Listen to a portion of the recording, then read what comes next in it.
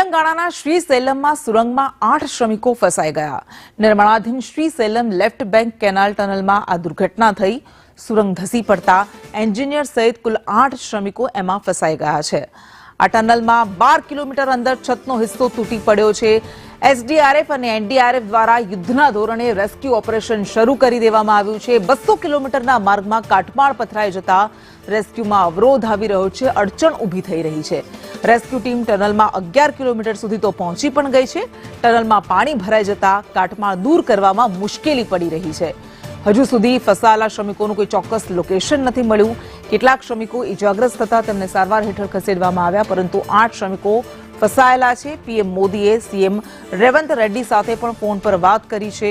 શ્રમિકોના બચાવ માટે પ્રધાનમંત્રી મોદીએ તમામ સંભવ મદદની ખાતરી આપી છે।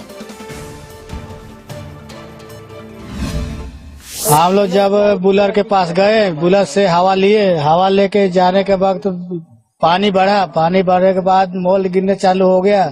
उसके बाद हम लोग देख करके पीछे भागने लगे।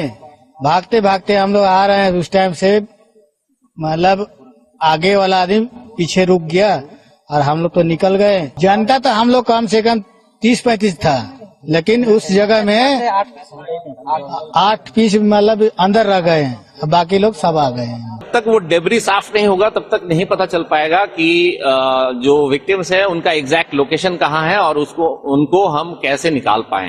अभी तक बीच में 11 किलोमीटर का पैच, 11 किलोमीटर से 13 के बीच में जो 2 किलोमीटर का मैंने बताया, उस एरिया में काफी पानी है, तो पानी निकालने का प्रोसेस अभी चल रहा है। पानी जैसे एक बार निकल जाता है तो उसके बाद फिर जो डेब्री क्लियरेंस का प्रोसेस है वो शुरू होगा, फिर जो विक्टिम्स फंसे हुए हैं उनको निकाला जाएगा।